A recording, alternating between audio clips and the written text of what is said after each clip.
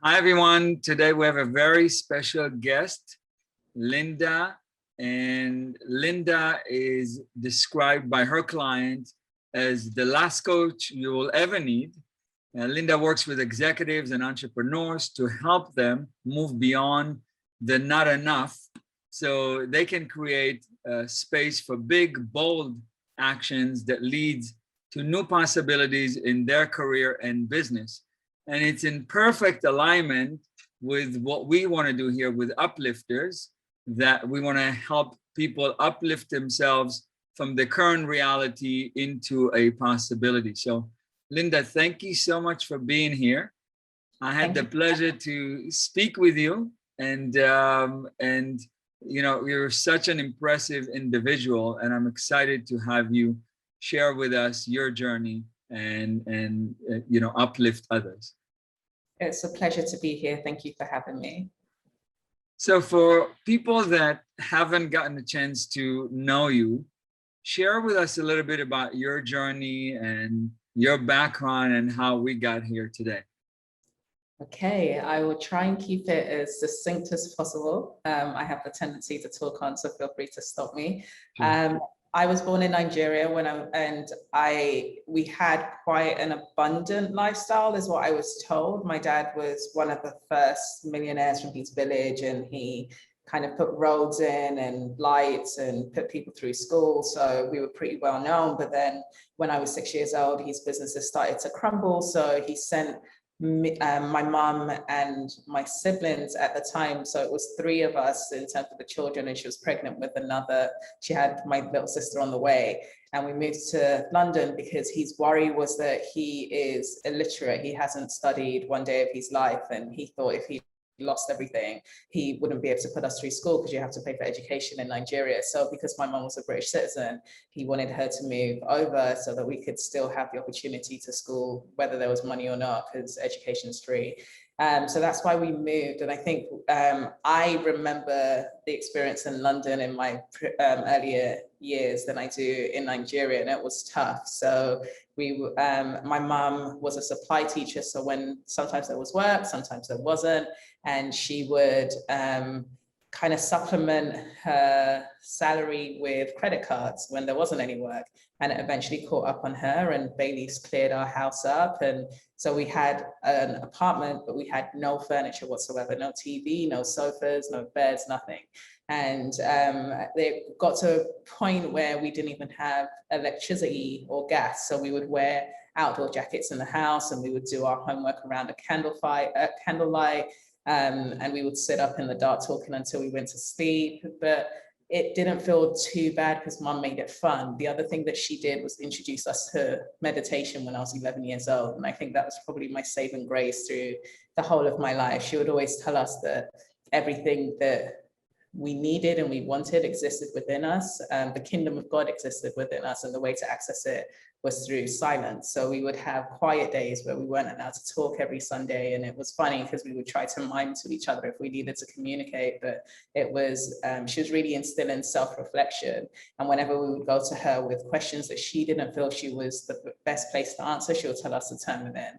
And that things sort of changed for me around the age of 8. She met my stepdad at the time, got married to him, and 3 months after they married, he became schizophrenic. So her attention went to caring for him, and I became the mom of the house. So I would take my siblings to school, do their hair, do their homework with them, clean the house, whilst also trying to do my own homework. And I also started working. I would braid hair, still do I guess we always see the blessing in disguise. So I'm into them now, and there aren't really many black hairstylists, and I know how to do my own hair. So it served me well. But I would do my siblings' friends' hair and get paid for it. And I would sometimes babysit kids that were older than me and get paid for that. And I would use the money to help out at home. So I pretty much erased my childhood. I was just working and playing house. And then in my mid-20s, I had a bunch of things that kind of happened at the same time. I was engaged to get married and I canceled that 4 months before the wedding. I was a partner at a recruitment startup and was given an ultimatum to either keep my opinions to myself or leave, which was a no-brainer to me, and I left. And then I had to move in with my mom. At that point, I was blaming for not having a childhood and being stressed and not having my own life. So we weren't getting on, and all of those changes happening at the same time led me into a depression. And I didn't think that I was a candidate for depression because I was strong and independent, and depression was for weak people. So being so out of control and feeling like the real me existed somewhere deep down inside me, but I just couldn't break free this kind of heaviness that was making me tired and emotional and slow and unmotivated. So that led to me wanting to take my life because I couldn't see a way out. I was like, if this is going to be the rest of my life, I'd rather not live. And after 2 failed suicide attempts, I had an angry conversation with God. I vividly remember looking up to my ceiling in my bedroom in my mom's house and saying, you keep interrupting me every time I try to take my life. So if I'm supposed to live, help me figure out what this depression thing is so that I never experience it again. And I know that's when my journey of transformation began. A couple of weeks later, I met someone, he calls himself an eye coach, but he donated his time to me and we worked 3 to 5 hours a day just on the phone, going to work on my psyche and my beliefs. And I started realizing that there was a point where I was asking my mom why I had these 2 ways of being. On one side, I was grounded and at peace and felt like I could manifest anything I want. And then I would quickly switch into this angry, controlling, resentful personality. And she would always tell me to take it to meditation when I asked why it was happening. And as I was working with a coach, I realized I think I might have manifested depression for myself because it showed me that my mind had a mind of its own.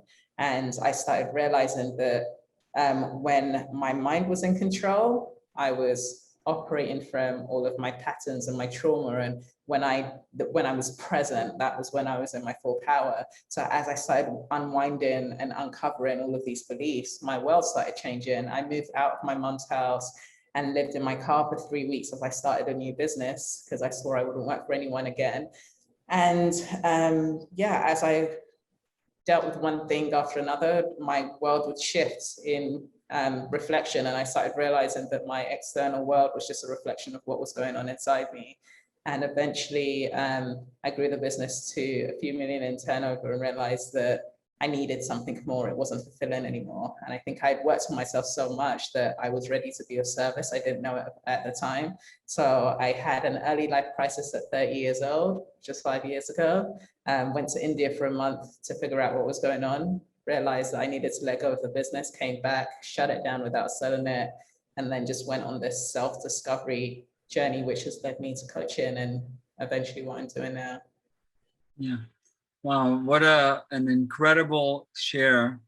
And what's amazing about your journey is that obviously you went through a lot of challenges, obstacles, opportunities, discoveries. And so what are some of the mindsets that you think that have really moved you into discover more and more and not just give up, right? And really uplift yourself from those situations? I think I was always inquisitive. Why was my favorite word, which was annoying for maybe teachers and my parents. But even when I was depressed, I was like, what is this? Why do I feel like this? And that just allowed me to stay open and to explore new answers rather than being attached to my way of being. So see, even now I've learned not to say that I'm any fixed way or I would never do anything, because who knows? I'm constantly evolving and constantly unfolding. And I think that's what makes living fun, because you can never stop learning. So I think that having that learner or curiosity mindset was what really kind of helped me. And also having this undeniable belief that something way powerful than me was in control and that everything was perfect. So even at times when I felt like I was drowning and I couldn't make it, I would get moments when I knew that like this is all, I kind of say that life is a figment of my imagination, so I can create it how I want to create it. If I'm perceiving it a certain way, then that's why I'm seeing what I'm seeing and producing the results I'm producing. So if I can align to that and shift my perspective, then new possibilities open up, which has served me well. Yeah, it's amazing that as men, right, and the human race, if you will, right, we created language, if you will, and then the language holds so much weight for us. There's some words that is just so explosive and so charged with emotions, good, bad, positive, negative, right? And sometimes that ability to create neutrality in it and really create new possibilities from nothing could be really, really powerful. So I wonder, when someone comes to you, right, with all of your life experience and career experience, what kind of journey do you take them through? What are some of the things that you want to discover about them? And then how do you help coach them up towards the directions and the objectives that they set for themselves? I think what I've done over time is simplified. Like, I'm not a typical coach. I've simplified the process. As human beings, we think we're way more complicated than we are. So I've designed a process to help people figure out a one root limiting belief that's running absolutely everything they do. Because 5% of who we are is conscious, the other 95% is unconscious. So even though we think we're going through life and we're in control of the way we think and the decisions we make and how we interact with life, we're not. We're constantly projecting the past into our present, or we're worrying about the future based on what's happened in the past. So we're not actually playing and interacting with life as it unfolds. So what I help people do is identify the root belief that is driving how they're perceiving the world and therefore the results that they're producing. And then I help them become extremely familiar with the pattern, because when I started coaching, I would speak to other coaches and other counselors, and they would say things like, we have multiple beliefs and we have multiple patterns. And that wasn't the case when I started working with people. They would come to me and talk about different areas. And even though it was a new conversation with new details in terms of what they were talking about, the fundamentals in terms of how they felt about it, the things they were saying, the actions they were taking were the same. So I realized there's just one pattern and they're just repeating that everywhere. So I think what tends to surprise people is that they come and they want to talk about their career. And in the conversation, I'll say, I will guess what's happening in their personal life and their friendship, and they'd be blown away that they've given me all of the data just by telling me what happened, what's going on in their career. So helping people see that it's just one pattern almost creates a relief that they have. If there's just one pattern that they need to familiarize themselves with, and they have absolute power to master themselves so that they can step out of that pattern, because the pattern that we have and the trauma that we experience, it served us till the point it stopped serving us. And then our soul requires something more of us. But in order for us to step into that new expansive self, we need to let go of the past, which is really difficult because the brain says we're going to die if we don't protect ourselves from all of the danger that we've experienced in the past. So it takes a lot of courage and a lot of presence and a lot of trust in me and my process for my clients to be able to step into that unknown space, not knowing what's going to happen, and just trust it, but they see the results on the other side. And I think what I guess helps bring that trust is my personal experience. There isn't really much that someone can share with me that I haven't already gone through. So I build relatedness and empathy by showing I've been there and this is the other side of it. So it makes it easier. Yeah, a lot of people really experience fear and anxiety, and you were kind enough to share your journey of, depression. Some people have this fear of that stigma and that vulnerable place that they put themselves if they share with somebody else. What would you say to people like that?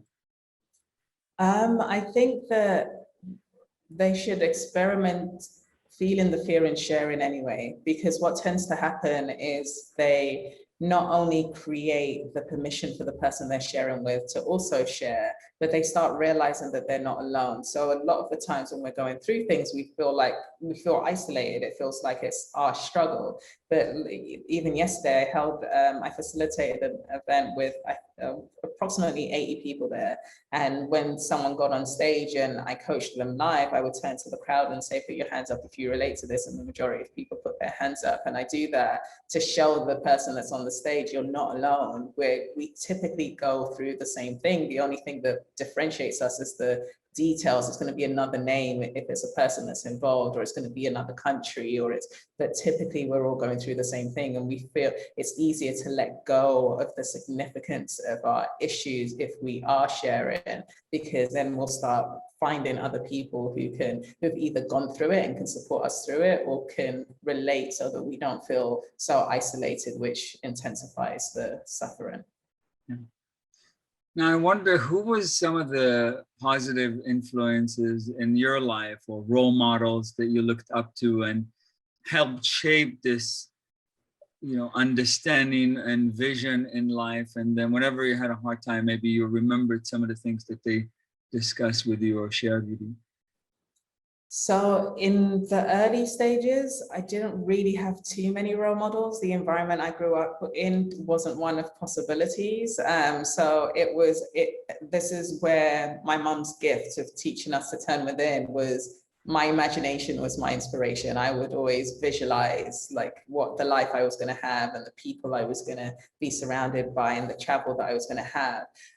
But when I had the early life crisis, I think that's a term now, in 2016, I went to an event called A-Fest, and I heard about it when I was in the meditation retreat in India. There was a person who was part of that community that I connected with, and after he heard my story, he said, "You're such an A-Fester," and I said, "What are those?"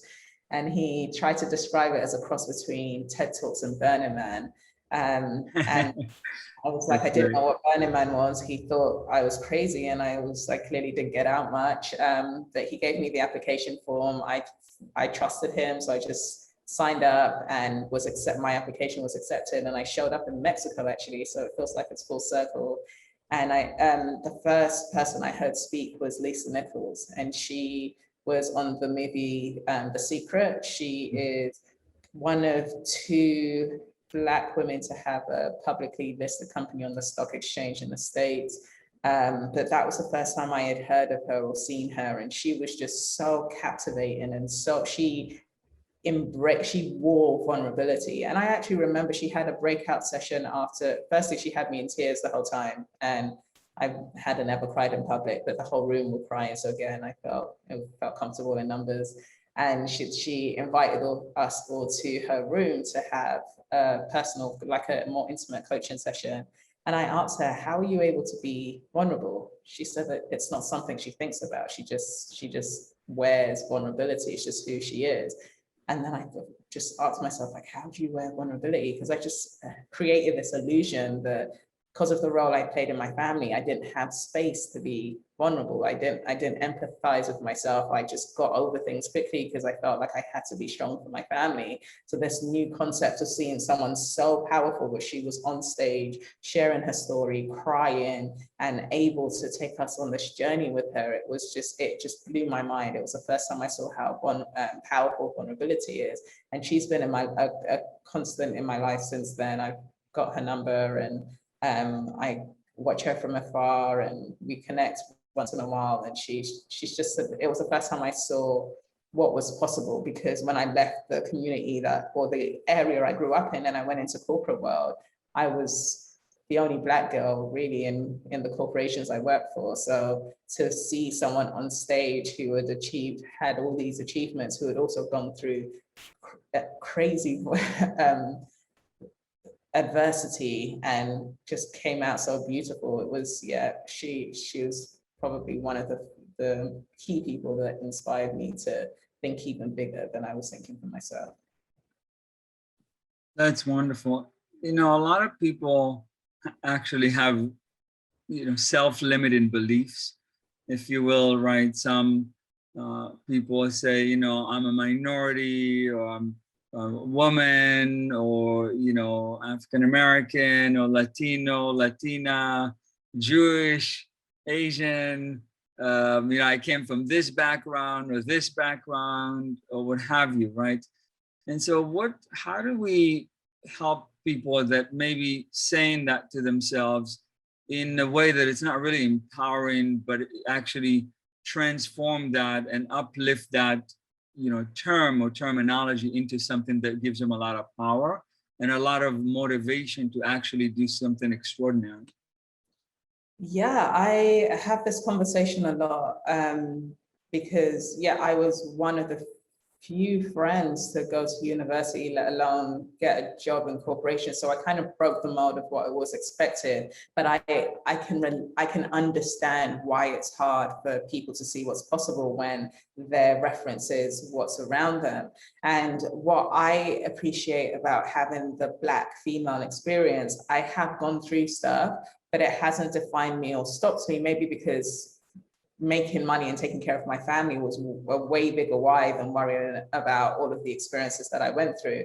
But when I speak to people who kind of are in a state of victim mentality, I kind of remind them that had it not been for their skin color or their gender or their religion and having to go through some of the adversities faced, they would never have had the opportunity to grow the skills that they have been able to grow despite it. So I know that if I was put in a life task with someone who has experienced no adversity, they would crumble at the first sight of adversity, whereas it would take me a lot before I break.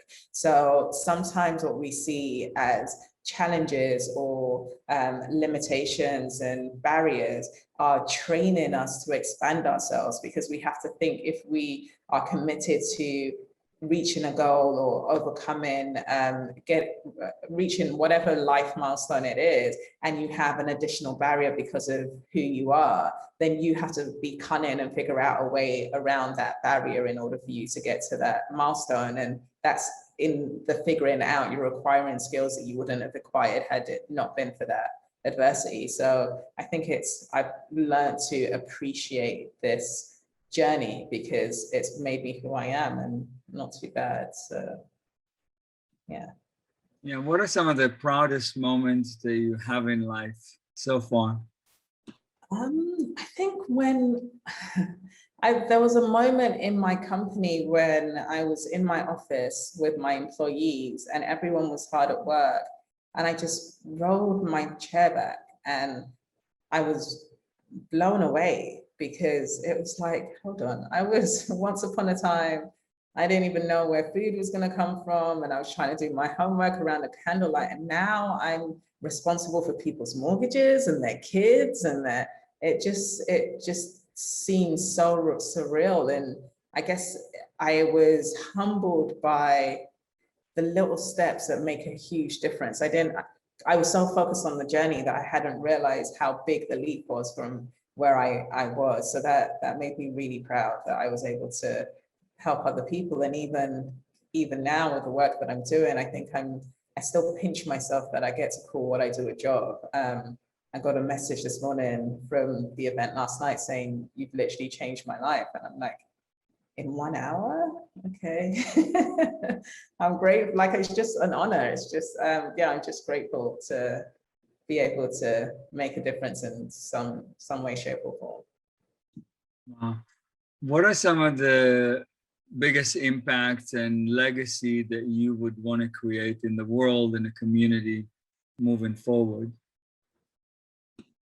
I think obviously if I can get my work out to as many people as possible, that would be great. But I had this conversation earlier. I tend to not have goals or a vision for myself. I think I've learned to know better, because whatever my plan is, there seems to be an even more, I don't know, it's hard to, whatever I can think of or fathom is nowhere near what's in the plan for me. So as long as I'm surrendering and doing what I feel I need to do in the moment based on what's presenting itself in the moment, I'm just enjoying the ride and getting out the way and just seeing magic unfold. So whatever is planned for me, I'm just gonna trust that it's what it's supposed to be. I don't really have too much of a vision of what that looks like, but yeah.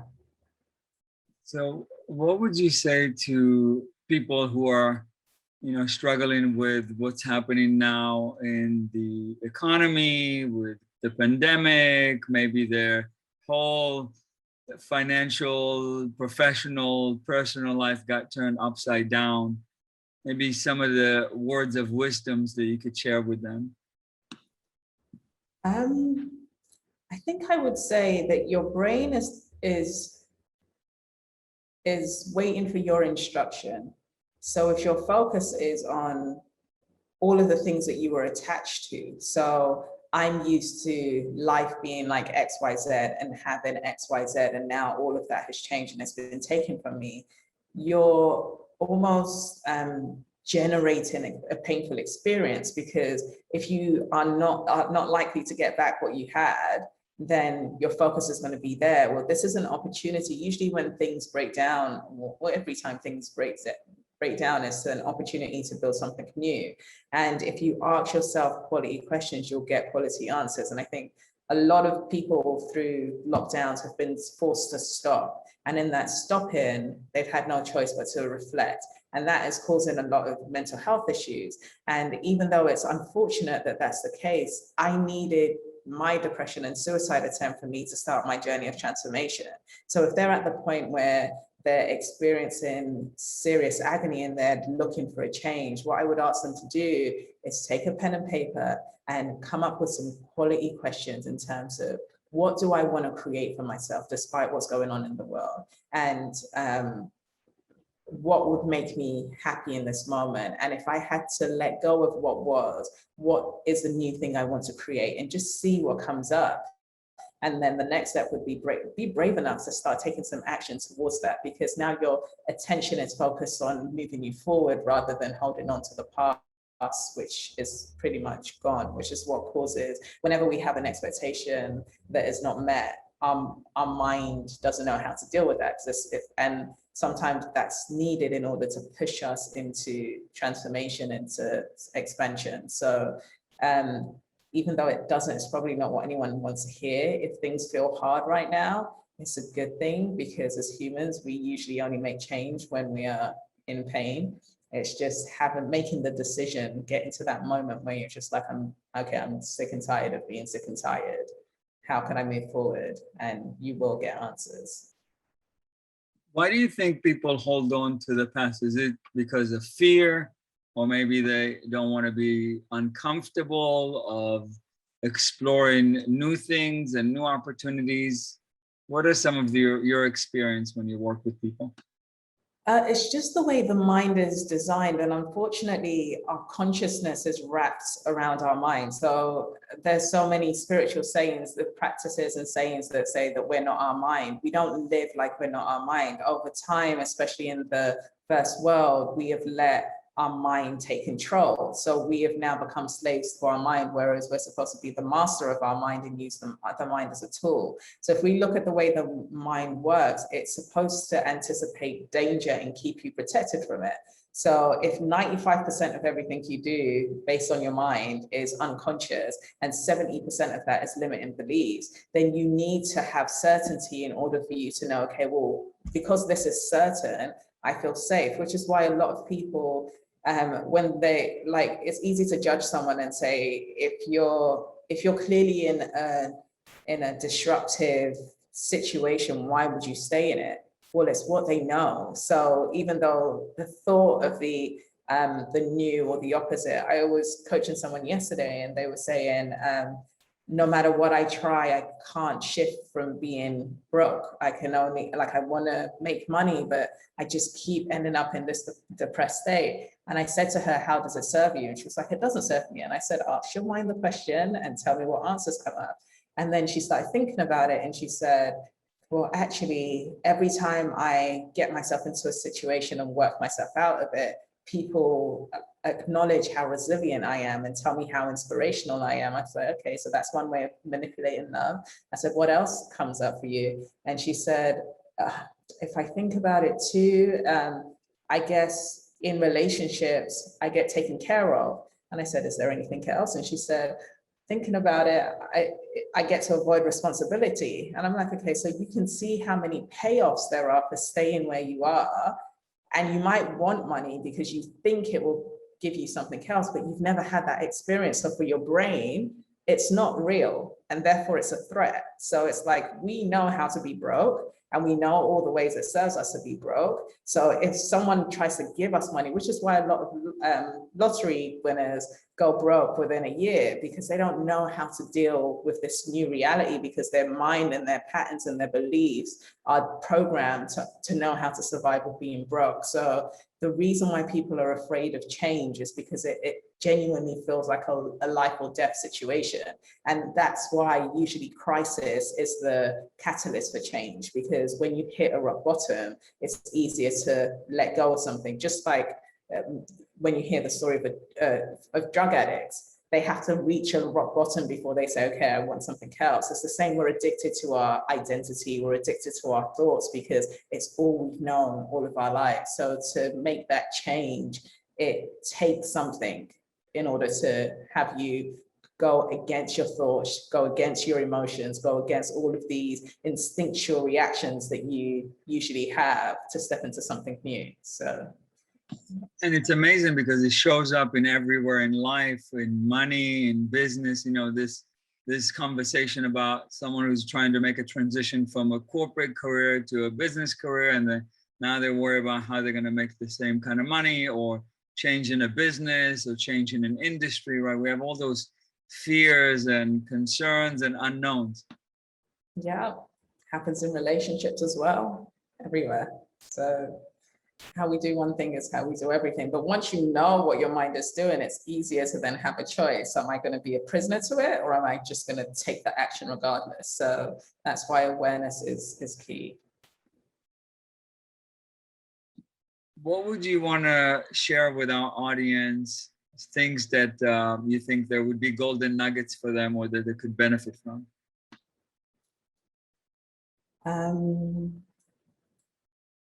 The one main thing, which was one of the first lessons that I've learned, is that whatever is happening in your external environment is a direct reflection of who you are as a person, the beliefs you have, the thoughts that you're having, the emotions that those thoughts generate, the actions that you take as a result of those emotions and those thoughts are producing the results and everything in your life. So as humans, we have a tendency to look outside of us and blame the market, or blame our boss, or blame our partner, or blame our friends, instead of realizing that we are where everything starts and ends. So if you can flip it inwards and look at, what am I doing to create this? It gives you power to know what you need to do to transform it. So that's the key thing I would leave everyone with. Thank you so much. That's super valuable. So I usually, at the end of every show, I give our guest and our speaker an opportunity to have an open mic. So in a couple of minutes, whatever it is that you want to share, where people can find you, how to interact with you, and so on and so forth. Sure. So my Instagram, I need to get better at social media, I will. My Instagram is at Linda Bagwu. I'm also on LinkedIn under my name, Linda Bagwu. I'm holding a free masterclass on the 15th of July, so I'm not sure when this comes out, but you can find the registration for the masterclass at coaching.lindabagwu.com/power masterclass. And it will just kind of run through some exercises to show you how you may be playing small in your life and in your relationships and business, etc. And yeah, that's all for now. Real transformation happens with the first step, right? So wherever we are right now, we have an opportunity to discover what's behind today, what's beyond today, what are the possibilities for us. I'm so thrilled to have you on the show today. Thank you so much. We're going to post all the links below for everybody to subscribe, to get a hold of you, to get in contact with you. And I'm excited to have you here, and I look forward to have you again, and we'll have another conversation like this. Thank you so much. Sounds good. It's been a pleasure. I've enjoyed the conversation. Thank you. Thank you.